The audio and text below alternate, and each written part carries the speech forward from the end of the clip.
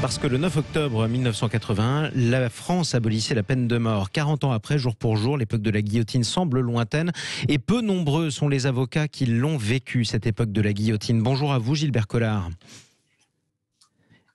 Bonjour à vous, Gilbert Collard, et bienvenue à vous sur Sud Radio.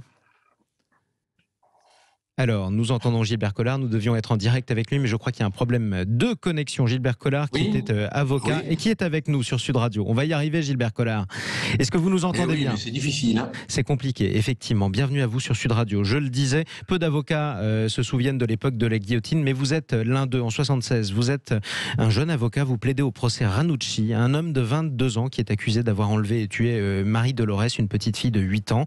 Vous, Gilbert Collard, vous représentez la famille de la victime. Vous demandez la condamnation de Ranucci pour meurtre, mais vous refusez de demander la peine de mort. Pourquoi ? Pour une raison toute simple, c'est que je suis intellectuellement, physiquement, religieusement contre la peine de mort. Oui, c'est ça. Et c'était le cas. Je ne me voyais pas participer à une exécution capitale. Alors, vous n'avez pas demandé sa tête. Les parents de Marie Dolores que vous représentiez à l'époque étaient d'accord avec vous ou pas ? Oui, sur le principe, mais la condamnation à mort les a complètement satisfaits. C'est ça, ils ont été... Du reste, la condition de ma participation au procès était, comme la déontologie m'y autorise, que je ne réclame pas la peine de mort. Et d'ailleurs, vous ne l'aviez pas étant précisé du reste qu'une partie civile n'a pas à demander une peine. C'est à l'avocat général qu'incombe cette tâche. Et c'est ce que, en tout cas, l'avocat général a fait, puisque même si vous ne voulez pas demander la tête de Christian Ranucci, il sera condamné à mort, puis exécuté. Ce sera l'antépénultième, l'avant-dernier condamné à mort français en 1976. L'avocat de l'accusé, bien sûr, a tout fait pour empêcher cette condamnation. Comment vous avez vécu cette condamnation tous les deux, Gilbert Collard ? Écoutez, moi j'étais surtout en relation avec Maître Le Forcenet, qui a été jusqu'au bout l'avocat de Christian Ranucci. Le malheur a voulu que j'apprenne l'exécution plusieurs heures avant qu'elle ait lieu, puisque le chef de la sûreté dînait chez mes parents, et il a reçu un coup de téléphone pendant le dîner, l'informant que l'exécution aurait lieu à 5 heures du matin.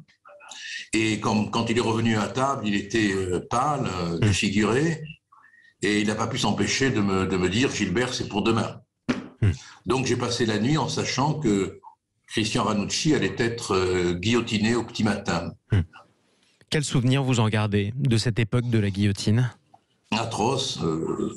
Personne ne peut imaginer ce que c'est de voir un homme vivant, un jeune homme vivant, repartir mort. Là, on se rend compte de toute la puissance mortifère de l'État. Un État pouvait tuer un vivant et le faire mourir alors qu'il est encore vivant.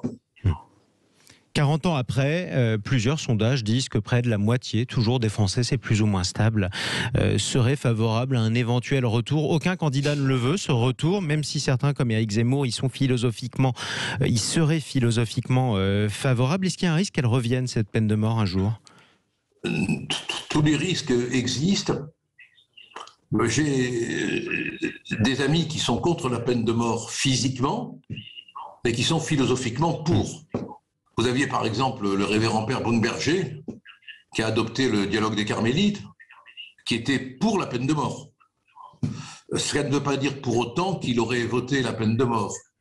Mais ce qui est terrible, c'est qu'on n'ait pas élaboré une vraie peine de remplacement. Et il ne faut pas mentir aux gens.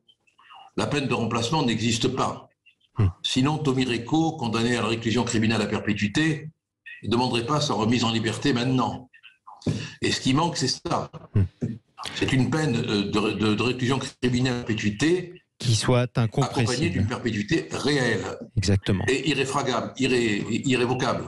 Et en tout cas, ce serait une solution, vous, qui vous conviendrait. Merci beaucoup, Gilbert Collard. Oui, bien sûr. De vous être souvenu avec nous d'ailleurs, ou plutôt de nous avoir rappelé, parce que nous ne l'avons pas forcément connu, cette époque implacable et cruelle de la guillotine. Je rappelle que vous êtes toujours avocat et que vous êtes par ailleurs député européen du Rassemblement national.